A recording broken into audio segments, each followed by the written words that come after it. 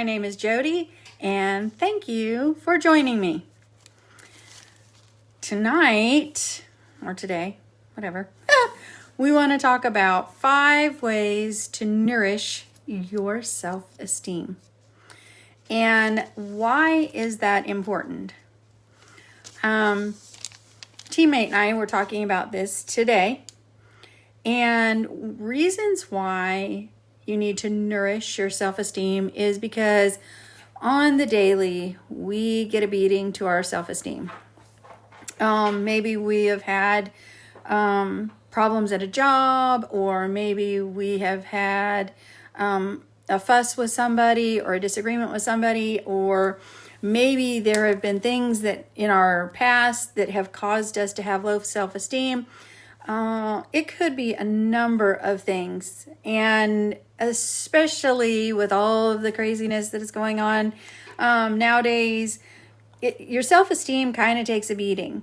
So it's really important to keep your self-esteem up. And I'm going to give you the top 5 tips on how to build your self-esteem and how you can do that successfully. And if you want, you can reach out to me, and I have 10 tips that I can send you on how to build your self-esteem on top of these 5. So reach out to me, and I would be more than happy to send you these. Okay, let's go through the top 5 that I have. Number 1, use positive affirmations correctly. And why is that so important? Well, because you could be saying things like, I'm going to be a great success. And that actually hurts your self-esteem. How so? Well, because when you're saying that, you're actually putting a lot of pressure on yourself, and you, in your mind, you already feel like you're going to fail. So when you say things like, I'm going to be really successful, you're thinking, yeah, right. Okay, so how to use a positive affirmation correctly is try flipping the switch and instead say, I am going to persevere until I succeed. So that way you actually give yourself an action step to do so that you can actually succeed in your goal. So say instead, I'm going to say it again, I am going to persevere until I succeed. Number 2, develop your competencies and actually use them. Okay? So, like if you're a great runner, sign up. Train really hard. Those are things that you can actually do to actually build your self-esteem on strengths that you already know that you have. So, when you're talking and you're saying to yourself, write down qualities that you think you're really successful at, or you feel you're successful at. Maybe you're, like we said, we're a great runner. And then go and actually use those, do those, expound on those, make those bigger. And that way you'll feel better about yourself. Okay, that's number 2. Number 3. And this one is super hard for people to do, especially if you have low self-esteem, is actually accept a compliment. Most people with low self-esteem, they go, oh, yeah, okay, right. And they'll actually rebuff it, or they will say something else, or they'll deny it. No, I'm not that good, or dinner wasn't that great, or, I didn't do that good at it. Now, and in your mind, you're telling yourself all these things that you're not good at to replace the compliment that you were just given. So, how can you change that? Well, you can actually set a goal to the next time someone gives you a compliment, don't deny it.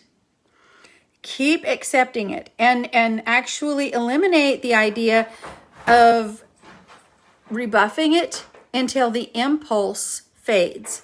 And once that impulse fades, then you actually are, that's a good indicator that your self-esteem is getting better.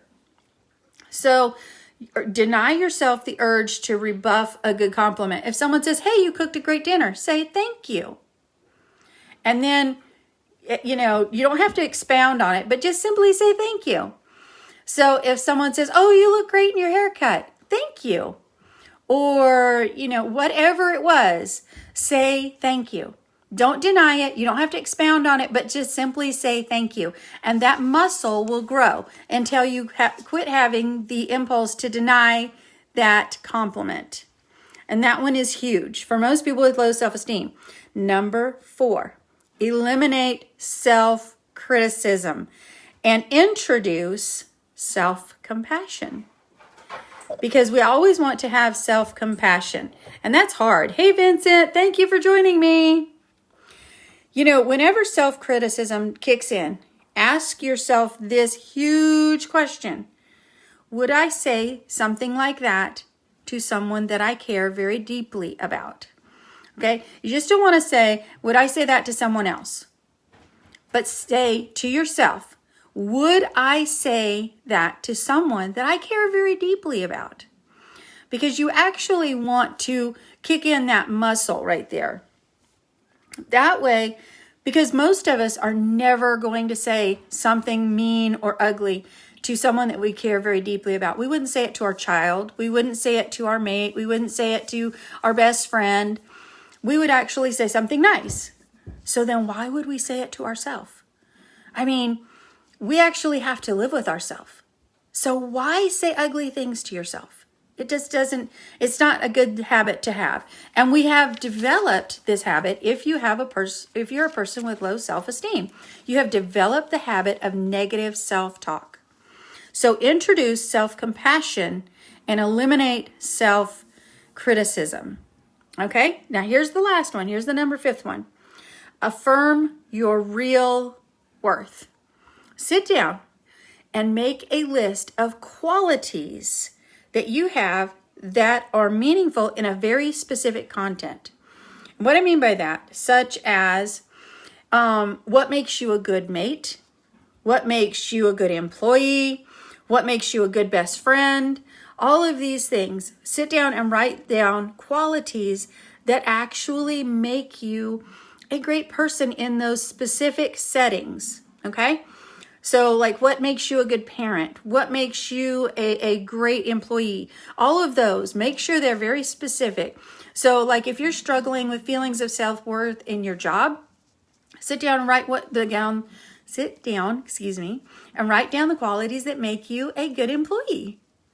Sit down and write down the qualities that makes you a good leader, or what makes you a good parent in any areas that you're struggling with. And if you're struggling with more than one area, write all those down. Like if you're struggling with doing your job, write down what makes you a great employee.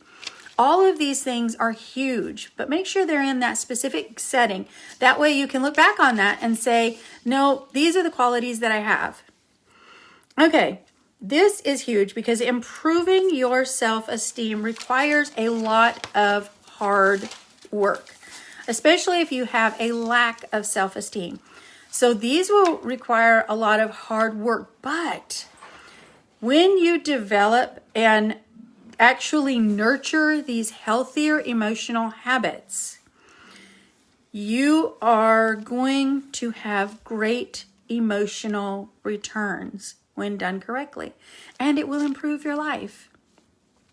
So I have been working on these myself for the last few months, and I'm going to tell you that emotional muscle, when you really work on that emotional muscle, you'll realize that a lot of things that hurt you and upset you before don't upset you anymore because you have actually grown in your own self-esteem.